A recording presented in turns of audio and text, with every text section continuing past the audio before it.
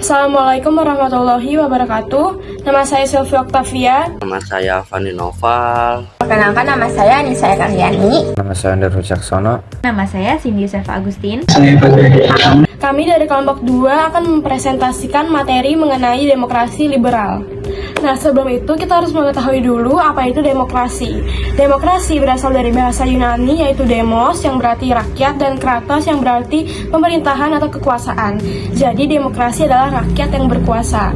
Nah, jadi dapat disimpulkan bahwa demokrasi liberal adalah sistem politik yang mengutamakan kedaulatan rakyat, partisipasi aktif, dan menempatkan kalangan sipil sebagai pelaksana kedaulatan, pemerintahan, dan rakyat.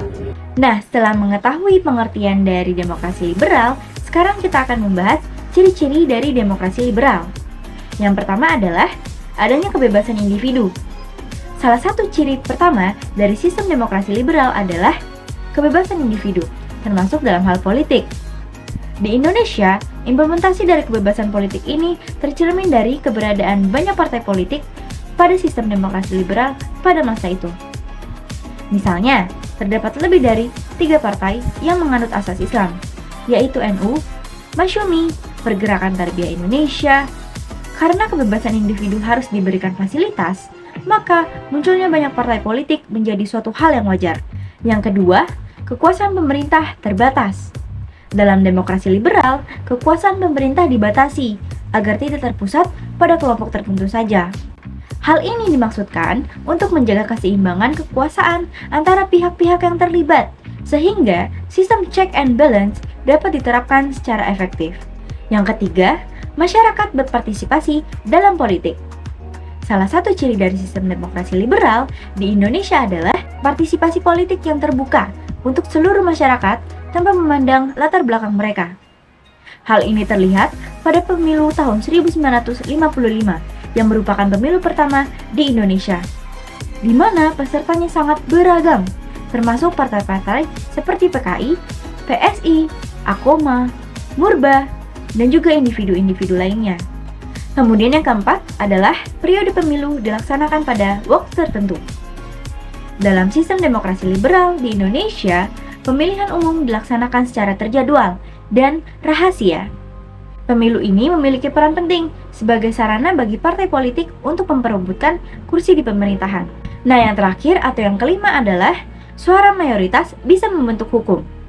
Ciri terakhir dari sistem demokrasi liberal di Indonesia adalah bahwa pemerintah dapat membuat undang-undang sesuai dengan suara mayoritas parlemen. Sistem pemerintahan dipimpin oleh seorang Perdana Menteri.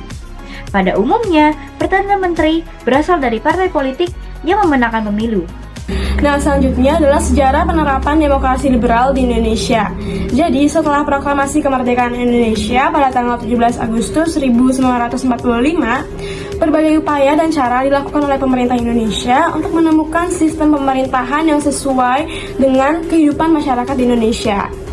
Nah, sebelum dan sesudah kemerdekaan, terdapat beberapa usulan mengenai sistem negara atau sistem pemerintahan yang bisa diterapkan di Indonesia, seperti sistem pemerintahan monarki, federasi, republik parlementer, dan republik presidensial.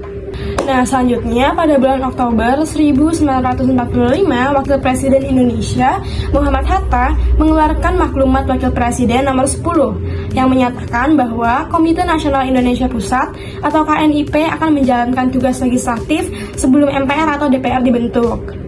Nah, dengan langkah ini, maka KNIP menjadi lembaga yang setara dengan lembaga kepresidenan dan bukan lagi sebagai lembaga pembantu presiden.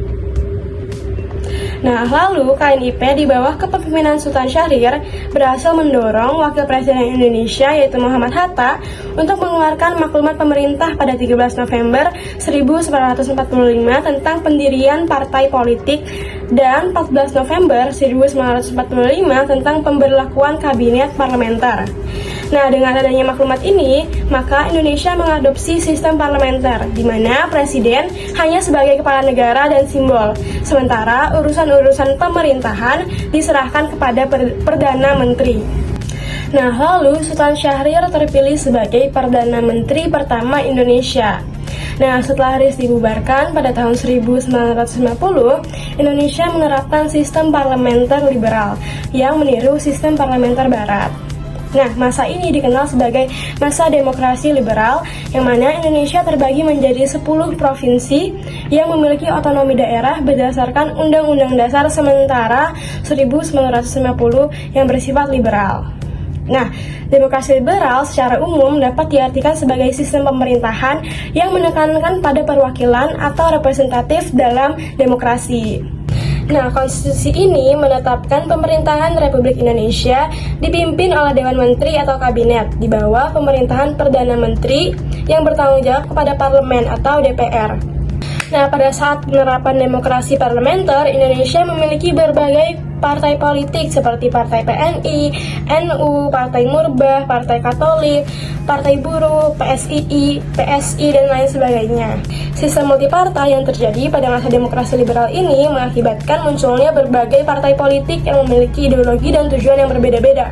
Nah, kabinet yang memerintah yaitu yang pertama, Kabinet Natsir, Kabinet Sukiman, Kabinet Wilopo, Kabinet Ali Sastro Amit Jojo I, Kabinet Burhanuddin Harahap, Kabinet Ali Sastro Amit Jojo II, dan Kabinet Juanda. Namun sayangnya, setelah hampir 9 tahun berlangsung, Undang-Undang Dasar Sementara 1950 dan demokrasi liberal dinyatakan tidak cocok dengan kehidupan masyarakat Indonesia yang kompleks dan beragam. Akhirnya, pada tanggal 5 Juli 1959, Presiden Indonesia Insinyur Soekarno mengeluarkan dekret presiden mengenai pembubaran Dewan Konstituante dan kembali berlakunya Undang-Undang Dasar 1945. Salah satu dampak positif dari demokrasi liberal adalah perlindungan hak asasi manusia. Dalam sistem ini, ada hukum yang kuat untuk melindungi hak-hak setiap orang, seperti kebebasan dalam berbicara, privasi, dan hak-hak yang lainnya. Contohnya, di Indonesia, kita punya kebebasan untuk menyampaikan pendapat. Misalnya, mahasiswa bisa berdemo menolak UU Cipta Kerja tanpa harus takut dipenjara selama demo dilakukan secara damai. Lalu di dampak positif yang kedua ada partisipasi publik. Demokrasi liberal ini sangat amat mendorong masyarakatnya untuk aktif dalam berpartisipasi di bidang politik. Warga negara bisa memilih wakil mereka dan ikut serta dalam proses politik. Ini bisa meningkatkan kesadaran politik dan keterlibatan masyarakat dalam isu-isu yang penting. Contohnya, setiap warga Indonesia yang sudah berumur 17 tahun bisa mengikuti pemilu, datang ke TPS untuk memilih presiden dan wakil rakyat mereka. Lalu di dampak positif yang ketiga ada stabilitas politik. Sistem demokrasi liberal biasanya menghasilkan stabilitas politik yang lebih tinggi, dikarenakan adanya pemilihan yang teratur dan transisi kekuasaan yang damai. Hal ini membantu mencegah konflik dan kekerasan saat terjadinya pergantian kekuasaan.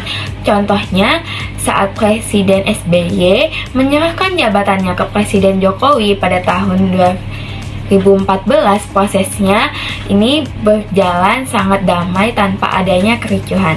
Lalu dampak positif yang keempat ada kemajuan ekonomi. Demokrasi liberal mendukung pertumbuhan ekonomi dengan mendorong persaingan, inovasi, dan kebebasan ekonomi. Perlindungan hukum terhadap hak milik dan kontrak sangat amat penting untuk menciptakan lingkungan yang kondusif bagi investasi dan perkembangan ekonomi. Pemerintah mendukung usaha kecil dengan program kredit usaha rakyat atau KUR yang memberikan pinjaman modal. Ini membantu banyaknya UMKM Indonesia ini menjadi lebih berkembang. Dampak positif yang kelima ada media bebas dan informasi. Dalam demokrasi liberal, media lebih bebas dan masyarakat mempunyai lebih banyak akses yang luas terhadap informasi. Media yang independen berperan penting untuk mengawasi pemerintah, menyebarkan informasi, dan membantu warga membuat keputusan yang lebih tepat. Media bebas dan informasi, contohnya adalah media seperti Kompas dan Tempo biasanya memberikan masalah pemerintahan tanpa takut ditekan. seperti laporan investigasi Tempo tentang kasus korupsi pejabat negara. Contoh dampak yang positif keenam, ada inovasi politik dan sosial. Demokrasi liberal memberi kesempatan bagi masyarakat untuk mengembangkan ide-ide baru, terutama di bidang politik dan sosial. Warga bisa mendorong perubahan yang dianggap penting untuk meningkatkan kualitas hidupnya dan mendorong keadilan sosial. Contohnya seperti beberapa daerah di Indonesia yang sudah menggunakan e-voting atau pemilihan elektronik pilkades supaya pemungutan suara lebih cepat dan lebih transparan. Dampak yang ketujuh, ada perlindungan terhadap kaum minoritas. Demokrasi liberal juga sangat amat berusaha melindungi hak minoritas agar tidak terjadi dominasi oleh mayoritas. Hal ini memastikan semua kelompok masyarakat diperlakukan dengan adil dan memiliki hak yang sama. Contohnya adalah pemerintah melindungi minoritas seperti warga Tionghoa yang merayakan Imlek secara terbuka setelah reformasi di tahun 1998 tanpa ada larangan lagi. Dampak positif yang kedelapan, ada tanggung jawab pemerintah. Sistem demokrasi liberal juga mendorong pemerintah untuk bertanggung jawab kepada warga negara dan terbuka dalam komunikasi mengenai kebijakan mereka. Pemerintah jadi lebih memperhatikan kebutuhan dan keinginan masyarakatnya. Contoh, pemerintah membentuk KPK untuk memberantas korupsi. KPK yang sering menangkap pejabat yang terbukti korupsi seperti operasi tangkap tangan atau OTT.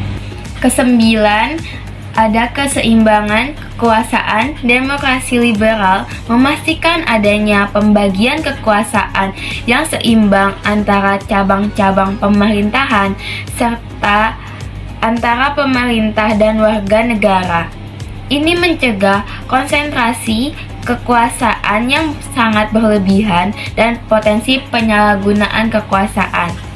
Contohnya, Mahkamah Konstitusi mempunyai kekuasaan untuk membatalkan undang-undang yang dianggap salah. Misalnya, MK pernah memutuskan bahwa beberapa bagian dari UU Cipta Kerja harus diperbaiki karena ada prosedur yang tidak sesuai. Dampak positif yang terakhir, alias yang ke-10, adalah isu sosial dan lingkungan. Demokrasi liberal memungkinkan masyarakat untuk membahas dan menangani isu-isu sosial dan lingkungan. Warga bisa mendorong kebijakan yang mengatasi masalah seperti ketidaksetaraan, diskriminasi, atau perubahan iklim. Isu sosial dan lingkungan ini juga terdapat contoh di daerah Bali. Ada banyak aksi bersih-bersih pantai untuk mengurangi sampah plastik. Kegiatan ini didukung pemerintah dan melibatkan banyak sekali anak muda untuk menjaga kebersihan lingkungan di sekitar pantai tersebut. Nah, selanjutnya di sini saya akan menjelaskan dampak negatif dari demokrasi liberal. Kita masuk pada kategori adalah dominasi oligarki. Kekuasaan seringkali dikuasai oleh kelompok kecil yang memiliki sumber daya ekonomi besar. Kedua, kehidupan sosial, kebebasan ekonomi dapat memperbesar kecurangan kelompok kaya dan kelompok miskin. Yang ketiga adalah politik uang. Nah, proses ini demokrasi seperti pemilu tentang terhadap politik uang yang merusak integritas demokrasi. Nah, yang keempat adalah instabilitas politik.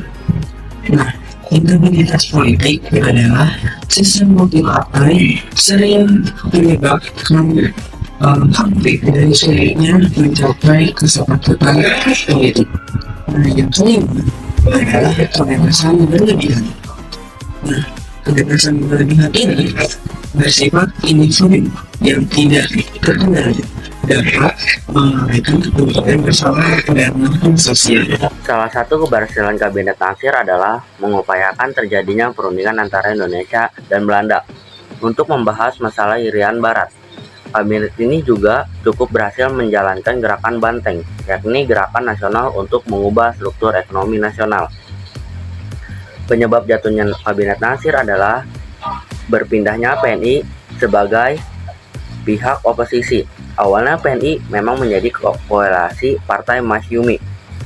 Namun Natsir tak memasukkan PNI dalam susunan kabinet. Karena masalah ini, PNI berubah menjadi oposisi bersama dengan PKI dan Murba. Jatuhnya Kabinet Natsir disebabkan oleh masalah internal juga, yakni tidak berjalan Sumisno Plan dan adanya perubahan susunan lembaga daerah. Keberhasilan Kabinet Sukiman terlihat dengan meningkatnya perusahaan kecil di berbagai daerah. Sektor pendidikan juga mulai diperluas dan bisa melanjutkan beberapa program kerja dari kabinet sebelumnya, terutama masalah Irian Barat. Penyebab jatuhnya Kabinet Sukiman adalah ketidakmampuan kabinet mengatasi berbagai pemberontakan di wilayah Jawa dan Sulawesi. Selain itu, kabinet ini juga menjadi sandungan karena nilai menjalin kerjasama dengan Blok Barat lewat MSA. Kemudian dari program luar negeri, Kabinet Wilopo. Kabinet Wilopo melanjutkan dari program kabinet sebelumnya, yaitu Kabinet Sukiman. Program yang dilanjutkan yaitu memperjuangkan Irian Barat dan melakukan politik bebas aktif. Keberhasilan Kabinet Wilopo terlihat dengan terlaksananya pemilu dan produksi pangan nasional yang meningkat. Penyebab jatuhnya Kabinet Wilopo adalah adanya konflik internal TNI, krisis ekonomi, hingga adanya defisit kas negara. Tensi gangguan juga meningkat dengan adanya gerakan separatis yang ada di Jawa dan luar Jawa. Berikut dengan ketidakpuasan masyarakat. Peristiwa yang menjadi sebab jatuhnya Kabinet Wilopo adalah peristiwa Tanjung Morawa.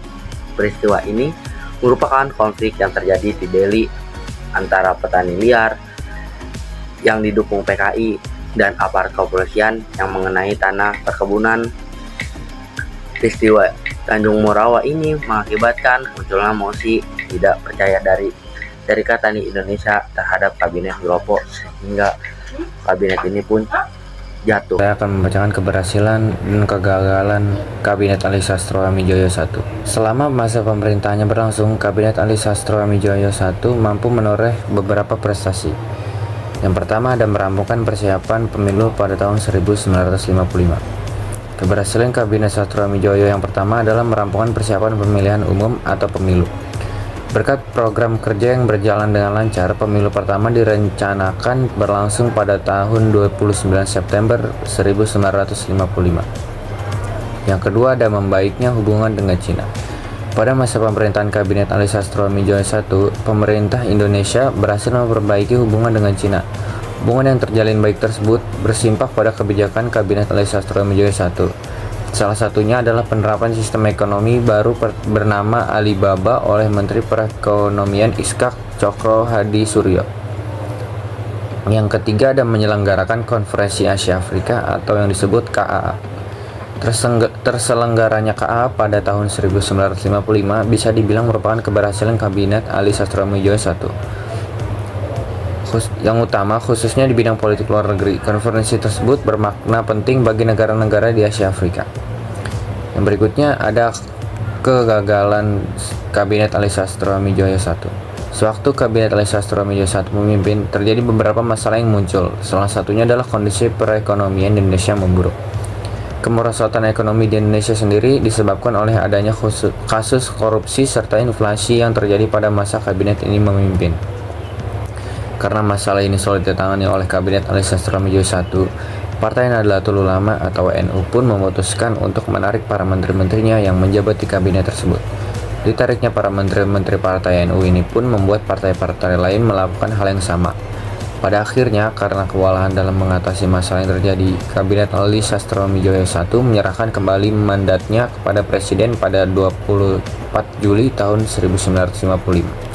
Selanjutnya adalah Kabinet Burhanuddin Arab pada tahun 1955 sampai dengan 1956 adalah salah satu kabinet penting dalam sejarah politik Indonesia. Kabinet ini bertugas pada masa demokrasi parlementer dan memiliki sejumlah keberhasilan meskipun masa jabatannya cukup singkat. Yang pertama ada mengembalikan stabilitas politik. Kabinet Burhanuddin Harahap berhasil meredakan ketegangan politik yang meningkat setelah jatuhnya Kabinet Ali Sastroamidjojo I. Kabinet ini mengutamakan pendekatan kompromi untuk menjaga kestabilan politik. Yang kedua, menyelenggarakan pemilu 1955. Keberhasilan terbesar Kabinet Burhanuddin Harahap adalah pelaksanaan pemilu pada tahun 1955. Pemilu ini dianggap sukses karena berlangsung secara jujur, adil, dan demokratis. Hasilnya mencerminkan kekuatan partai politik utama saat itu seperti PNI, Masyumi, Nahdlatul Ulama atau NU, dan PKI. Yang ketiga adalah persiapan konstituante. Selain menyelenggarakan pemilu pada tahun 1955, kabinet ini juga mempersiapkan pembentukan konstituante. Lembaga ini bertugas menyusun undang-undang dasar baru untuk menggantikan undang-undang dasar pada tahun 1945. Tetapi, Kabinet Burhanuddin Harahap juga menghadapi sejumlah kegagalan meskipun memiliki beberapa keberhasilan penting. Yang pertama adalah kegagalan menuntaskan masalah ekonomi. Kebijakan ekonomi kabinet ini tidak cukup efektif untuk mengatasi krisis ekonomi yang diakibatkan oleh kurangnya pendapatan negara, korupsi, dan defisit anggaran. Yang kedua, tidak sukses menyelesaikan sengketa Irian Barat. Kabinet gagal mencapai kemajuan berarti dalam perjuangan diplomatik untuk mengembalikan Irian Barat ke wilayah Indonesia. Hubungan dengan Belanda tetap tegang dan masalah ini terus berlarut-larut hingga dekade berikutnya. Yang ketiga adalah ketegangan antara pusat dan daerah.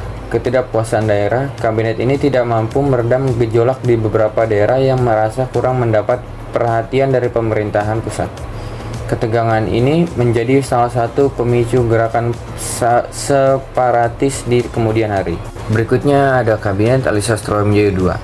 Kabinet Ali Sastroamidjojo II hanya memperoleh mandat kepemimpinan selama 1 tahun saja, yakni pada tanggal 24 Maret pada tahun 1956 sampai 14 Maret 1957.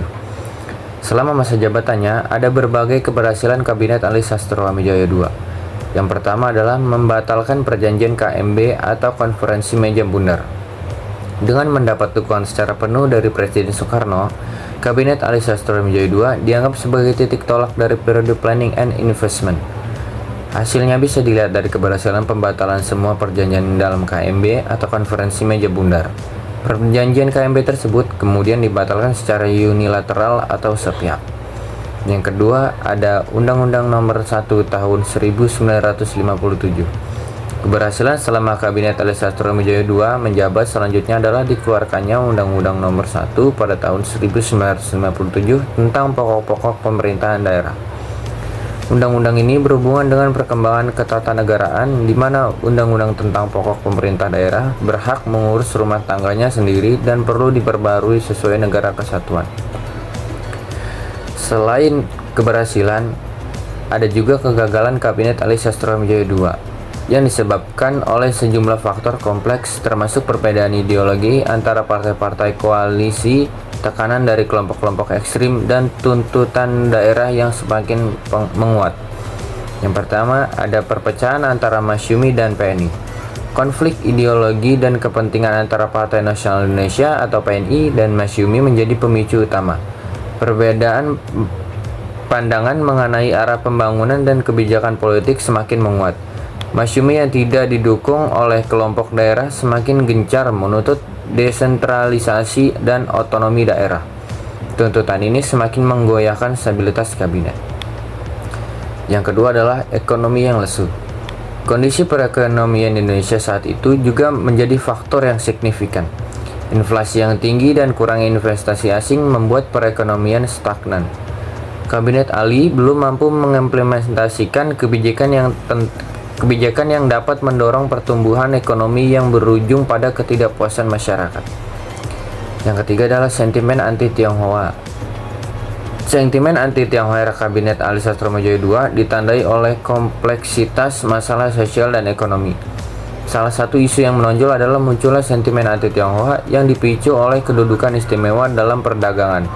Kondisi ini merupakan refleksi dari ketimpangan sosial yang ada dan semakin diperparah oleh persaingan ekonomi yang ketat di tengah upaya pemerintah membangun negara yang merdeka dan bersatu. Meskipun Ali Sastroamidjojo dan Ida Mukhalid dari Nahdlatul Ulama telah berupaya keras untuk meredakan ketegangan dan menjatuhkan kembali koalisi pemerintahan, upaya tersebut tidak membuahkan hasil. Akhirnya pada tanggal 14 Maret 1957, Ali Sastroamidjojo mengembalikan mandatnya kepada Presiden Soekarno, menandai berakhirnya masa pemerintahan Kabinet Ali Sastroamidjojo II. Selanjutnya adalah Kabinet Juanda yang dipimpin oleh Insinyur Haji Juanda sebagai Perdana Menteri. Kabinet Juanda menjadi kabinet ke-7 dan berakhir sebelum masa demokrasi liberal berakhir.